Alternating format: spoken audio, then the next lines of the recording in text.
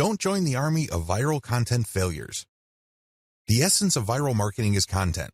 In other words, you have to get viral content so you can pull a lot of traffic from many different places on the internet and convert that traffic into cash. So far, so good, right? Well, the problem is, it's too easy to fail creating viral content. It really is. Too many marketers have a mindset that if they build it, they will come. I'm sorry, but publishing hot, awesome, and creative content on your blog is not going to cut it.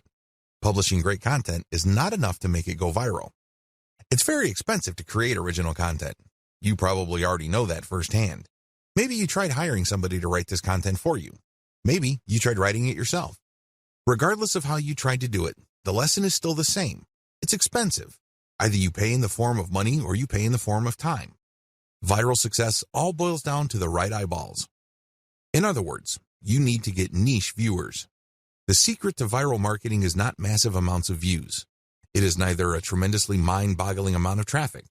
Believe it or not, raw views or raw visibility is not going to translate to much money. Seriously, millions of views won't produce real cash, unless those views are from the right eyeballs. Unless you're just trying to make money off of YouTube videos and you get paid per 1,000 views, traffic in and of itself is not going to put food on the table. Viral content pieces are not commodities. I know I've told you that one key aspect of effective viral marketing is to find stuff that has gained traction on Facebook and reshare it on Twitter, as well as YouTube. But there is a limit to this. Please understand that just because it's hot on Twitter, it doesn't necessarily mean it will gain the same traction on Pinterest, Instagram, or Facebook. After all, if you're sharing video, it's hard to do that on Pinterest. Pinterest is geared only for pictures. While you can get quite a bit of traffic, please understand that it's not as simple as just shifting content from one platform to another. The bottom line, viral popularity doesn't matter. I know you're probably shocked. You're probably thinking, are you crazy? Do you mean to tell me that if my content gets a lot of likes, favorites, and comments, my stuff is still no good? Yes, that's precisely what I'm trying to say. Those metrics don't matter. Do you know what matters? Shares or retweets. Those are the only user actions that matter because they play a direct role in determining how much and how often your content gets redistributed far and wide. It really doesn't matter whether you have a piece of content that gets a lot of commentary and has a lot of favorites and likes. That's not going to help you. You need the right eyeballs.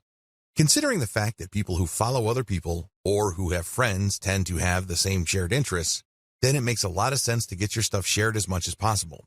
When people share your stuff on Facebook, chances are they will share it with people who share the same interest in your niche. That's what you should be shooting for. I've revealed a lot of secrets in this video. Please understand that it's not about the content. Instead, it's about the right eyeballs. You can't treat viral content like some sort of commodity. Also, the vast majority of social signals don't really matter when it comes to viral marketing. In video 2, I'm going to shock you even more with another eye-opening revelation. Shocking fact, viral content is everywhere.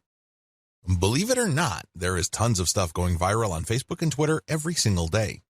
In fact, according to a fairly recent estimate, over 2 million new pieces of content get published every day.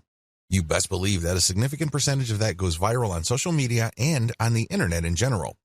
Content goes viral all the time. There are lots of reasons for this. First, the content has some sort of emotional feel.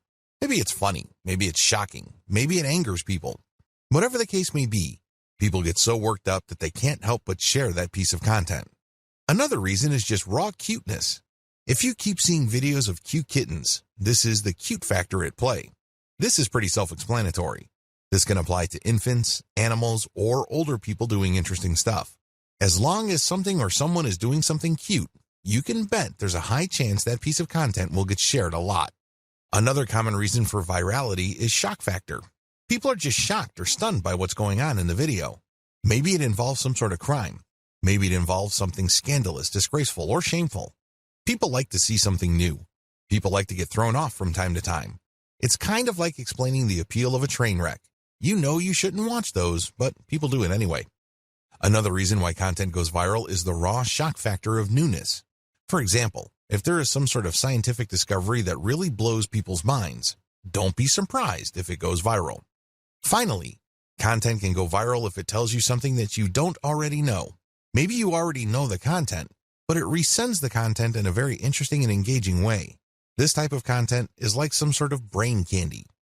These are the types of content that go viral every single day. There's really no specific niche preference.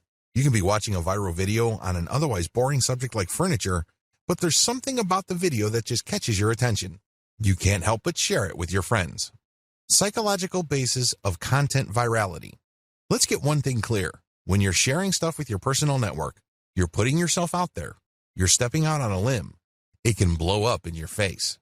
If you share content that a lot of people find objectionable, you may lose credibility.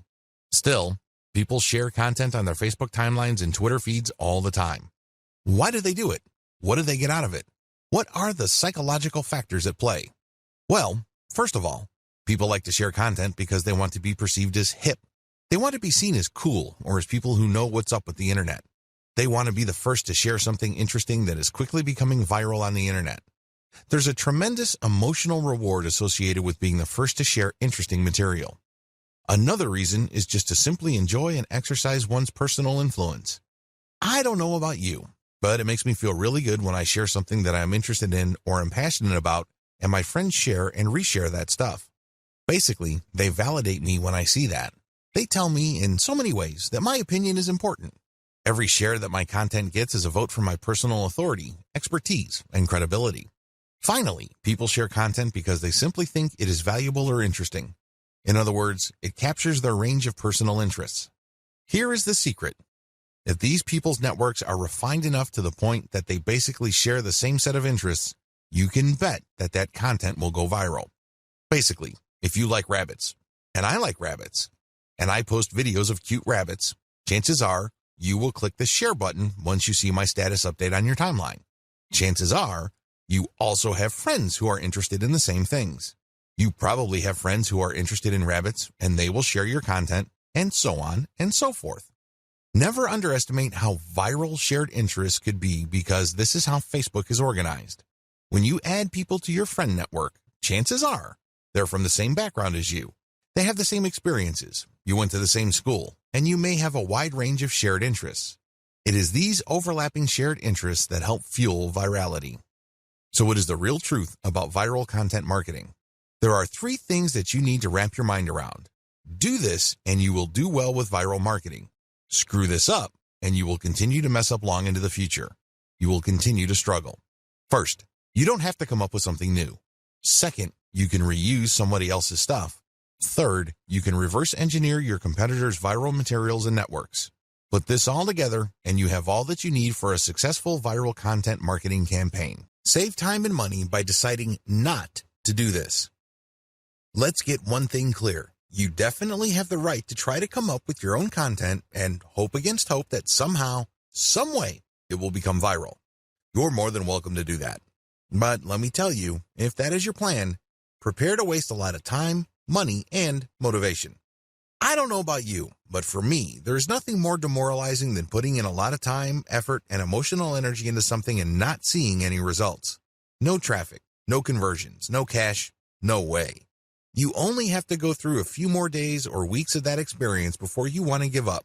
That is precisely why a lot of people fail with viral content marketing. They see that it's not working, so they give up. The sad fact is, they set themselves up to fail. They let themselves down. How come? They pursue the wrong strategy. They try to come up with something hot, new, awesome, revolutionary, and groundbreaking. But for every single marketer who is able to pull that off, there are countless others who fall flat on their faces. My advice to you, don't do it. Seriously, don't even try. Let's get real here. Just because you think a content idea is hot and will go viral, it doesn't necessarily mean that it will. In fact, in most cases, that never happens. Unless you can read the minds of your target audience members, you would be better off not coming up with your own stuff. Coming up with some new viral content can be expensive, both in terms of time and money. The better way. So, what is the best way to do viral content marketing? First, you need to zero in on your niche. Remember, not all the viral content out there being shared over and over again is in your niche. In fact, the vast majority is probably not in your niche. Focus instead on proven winners in your specific niche. You need to look at how many times they've been shared. You need to look at how many times they've been retweeted. These are good indicators of how truly viral they are. It's extremely important that you focus on how many shares a piece of content has gotten. This is a good indication of how viral it is. Let me tell you, it doesn't matter how many times people like it, bookmark it, comment on it. None of that matters. Because when they do that, they're not directly recommending that piece of content to their circle of influence. They're not pushing that piece of content to people who may share the same interests when they click the like button or leave a comment. Don't waste time considering social engagement signals that don't really push the ball forward. Focus on what counts. Focus on how many times a piece of content has been shared or retweeted. Once you have found this material and you made sure that it truly is related to your niche, add a call to action to filter the eyeballs of niche audience members. This is a crucial part of the process. If you were just going to poach niche content that has already gone viral, you're not really adding much value. You're also setting up false hopes for yourself. How come? Well, chances are the vast majority of people sharing that cute video that you found and reshared are not in your target niche. You have to call people to action to a link paired with a viral video or viral picture that filters your niche audience members.